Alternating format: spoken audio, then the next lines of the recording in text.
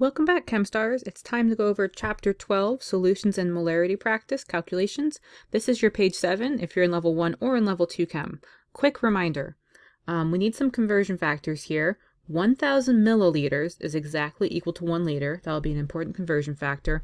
And like all of our conversion factors, it's a given. That means it has infinitely many Sig Figs. We are 100% certain that this is true. We only count Sig Figs when there's a laboratory measurement. Okay, so here are our objectives for this page. Number 1, I can calculate the molarity of a solution, which we've been doing this chapter. And our second objective is I can describe the preparation of a solution, and we'll keep working through that. Let's remind ourselves of the equations at the beginning. Molarity, that's the concentration, is measured in number of moles per liter. We can shorten that as M equals N over L, where N is the number of moles. Why isn't it M for moles? Because then that'd get really confusing with M for molarity. Let's check out number 1. A sample of 0.0512 moles of iron 3 chloride was dissolved in water to give 25 milliliters of solution. What is the molarity? When you look at this, notice that there's 3 sig figs in our moles. That's the N number. But you might have a problem right here. We're given milliliters, but molarity is always measured in liters. So let's look at our setup for this. M equals N over L. We know our number of moles, but how did I get this 0.025 liters? Well, 25.0 milliliters, we want to do a factor label problem here. We want to cancel mils and go to liters. Look up to your conversion factor. 1 liter is 1,000 milliliters. So we just take 25, divide by 1,000, and you get 0.025. Okay, there's an easier way if you want. To convert mils to liters, we need to jump that decimal 3 times to the left. Since it's 1,000, that's 3 place values. If we just take our decimal, it's right here, and we go 1, 2, 3. That's our new decimal. There's a blank, drop in a 0. That gets us 0.025 liters. Okay, so now we have the correct units, moles and liters. All we have to do is plug it into our calculator. So 0.0512, that's the moles from the problem. Divide that by the volume in liters. Divide by 0.025, and we get 2.048. So 2.048. Now, are we done? No, we're not done, because let's look back to how many sig figs. This number is a lab measurement. This number is a lab measurement. We've got 1, 2, 3. Remember, decimal's present. Count from the first non-zero on the Pacific. That means these 2 zeros are placeholders. 3 sig figs, 3 sig figs. 4 sig figs. So let's count decimals present. First non-zero from Pacific. Here's my first 1, 2. Here's my third sig fig where I want to round to. Look to the right. What will the 8 do to that 4? Yep, it'll round it up. That gives us 2.05. Now, no naked numbers. Unit is M, capital M for molar. You also could have that unit as moles per liter. That is what M is. Okay, good. Any questions? Go back to your video notes or email your teacher. Let's look at problem number 2 on page 7. An aqueous or aqueous solution is made up of 0.798 grams. Now that should kind of give you pause right here. Grams of KMnO4. That's potassium permanganate. If the volume of the solution is 50 mils, what is the molarity? So right here we are searching for molarity. That means M, that means M equals question mark. Okay, so let's just make some notes here before we start. I'm given grams. I need to convert those grams to moles to get my N. I'm given milliliters. I need to convert mils to liters to get the correct L. So let's look at this first. 0.798 grams. Whenever I say grams, what do you shout in your head? Periodic table. Good. Take out your handy-dandy periodic table of science, and let's find KMnO4. Okay, KMnO4. Wow, look at this neat periodic table I have. It comes with KMnO4 already solved for you. We just take the molar mass of each of the parts, add them up. We get 158.04 grams per mole. So let's add that to our calculation. So 158.04. Did I copy that down right? Yep. Okay. So we need to convert our grams to moles. Now, looking at this, it's going to be a pretty tiny number. So we're going to take 0.798 moles, divide it by 158.04. That's the molar mass. 0.005. Wow, a lot. Okay. We need to have 3 sig figs.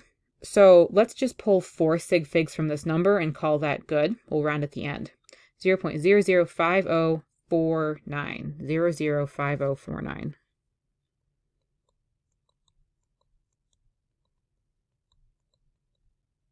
And that's my number of moles. Now, the milliliter liter, we don't have to do that whole factor labeling step every time. We can just do our simple little trick. So if we want to go from mils to liters, we're going to hop 1, 2, 3 decimal places to the left, plop in a 0 right there, and so it's actually going to be equal to 0.0500 liters. And there's my 3 sig figs there. Okay, so my molarity is going to be equal to 0.005049 moles over 0.0500 liters. Okay, so let's get our final answer for that. 1.0098 or 0.10098. Okay, now let's look at the sig figs that we need here. 3 sig figs, 3 sig figs, present Pacific, first non-zero, that's a placeholder, 1, 2, 3. Look to the right, what will the 9 do? It'll round up. So my final answer is 0.101 molar. Remember, capital M is molar, and that means moles per liter. There's number 2 solved for you. Okay, let's tackle number 3. What volume, so this time they're asking us to solve for liters or milliliters, but let's keep it simple. They don't specify, we'll just leave it with liters then, of 0.12 molar, they're giving us a concentration. So what volume of that known concentration is required to give 0.150 moles copper 2 sulfate? Okay, so let's just start a little bit basic algebra here. M equals N over L. That's what we've been using the whole time. We can rearrange and solve, or we can plug in and then rearrange at the end. So let's just try it first this way. You can do algebra however you want, as long as you do the same thing to each side of the equal sign. We know M from the problem, it's 0.120 molar. We know N from the problem. We do not know L. So how do we get L by itself? Well, if we multiply it up to the other side, we have L times M equals N. Divide the M out, so L is N over M. Or go back to your notes and check out the triangle if you use your triangle in math class. So the volume is going to be the moles divided by the molarity. So the moles is 0.150 divided by 0.12. That gives us 1.25. Okay, so we've got 1.25. Now the unit we want is liters, but let's just check and see what we actually have. N is moles, and molarity, capital M, is moles per liter. So look at this unit right here. We've got a mole over a mole per liter. Same numbers on the top and the bottom, so what happens? It cancels. And I'm actually left with 1 over 1 over a liter. 1 over 1 over a liter. And now, that is actually a liter. Don't believe me? Let's take 1 divided by 1 over 4. This is a review from your math class. So 1 divided by... oh, can I do parentheses on this? Oh, we'll try it. Well, 1 over 4 is 0.25, so divide by 0.254. So when you're dividing by a fraction, you have to flip it and get the inverse, okay? If you got confused, just trust me. When the liters in the denominator of the denominator, we flip it up to the numerator. So it's going to be 1.25 liters. And are we good on sig figs? Do a final check. 1, 2, 3 sig figs. 1, 2, 3 sig figs, 1, 2, 3 sig figs. So it's 1.25. Oh, that was a sad looking 2. I'm sorry, 1.25 liters. Okay, we only got 2 problems left. Number 4, an experiment calls for 0.0353 grams of potassium hydroxide. How many milliliters of a known 0.0176 molar potassium hydroxide solution are required. So another working backwards problem. This one, let's isolate and solve for the variable first. Let's figure that out. So if M equals N over L, we want to get L by itself, so we're going to bring L up, multiply it through. We want to get rid of M on this side, divide it out. L equals N over M. Okay. We know the molarity, but we don't know the number of moles right now. We've got to convert those grams to moles. Whenever I say grams to moles, you should shout periodic table. So take out your handy dandy periodic table of science. Mine is really fancy. It has this already written on it. Potassium hydroxide, take the molar mass of potassium plus oxygen plus hydrogen, add them all up, and you're going to get 56.11 grams per mole. That's how many grams you need to make up 1 mole, 56.11. So let's plug that number in. So 56.11 grams per mole. So how many moles do we have right here? We need to take our 0.0353 grams of potassium hydroxide and divide by potassium hydroxide's molar mass. Wow, small number. So 6.291 times 10 to the negative fourth. 6.291 times 10 to the negative fourth. Remember, if you're getting that E, that means exponent, so to the negative fourth.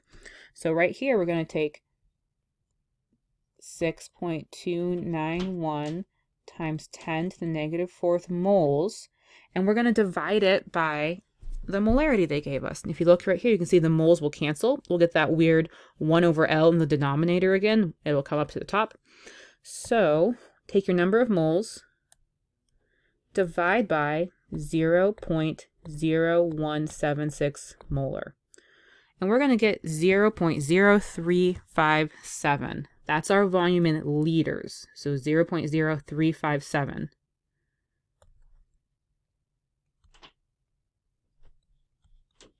And we'll be accurate. We'll keep an extra sig fig for right now. So there's going to be 1, 2, 3 sig figs. 1, 2, 3. These are placeholders. 1, 2, 3.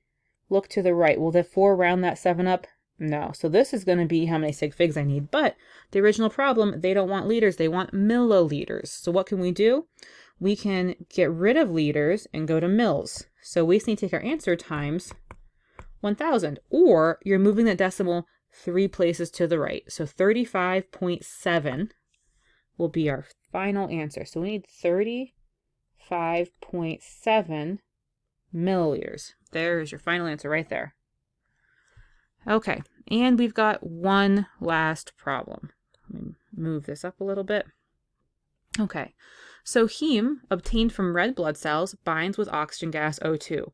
How many moles of heme are there in 150 milliliters of a 0.0019 molar heme solution? This relates back to some of your biology learning, or maybe some of your anatomy and physiology classes. Okay, first things first. Let's get from mils to liters, so we don't have to mess around with that later. Let's do the simple trick. Decimal is right here. It's implied right here. 1, 2, 3.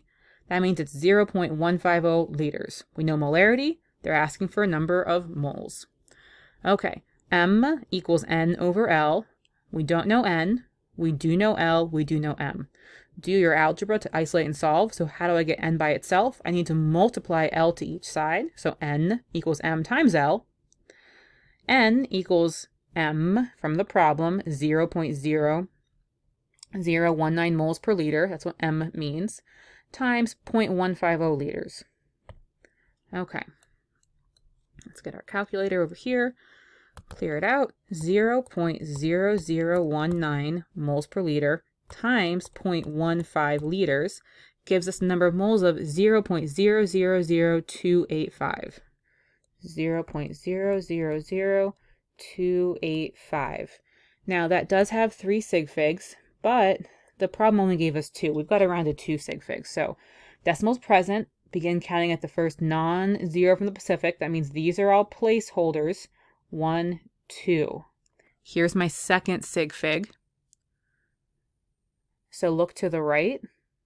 What will the 5 do to the 8? It'll round it up. So N is going to be 0.00029 moles. If you'd rather go to scientific notation, let's practice that right now. Okay, so we need to get the digit, we need to get the decimal here. So there's only a ones place value. So how many times do you have to move the decimal? 1, 2, 3, 4. That means this will be 2.9 times 10 to the fourth power. But wait, to the positive 4, the negative 4. Remember, positive values mean the number's really big, but negative exponents, remember, that means the number's really small. So this final answer is 2.9 times 10 to the negative fourth, because there's only 2 sig figs given in the problem. Okay, that's the end of page 7. I'll see you next time, guys. Remember, don't wait to be great. Bye.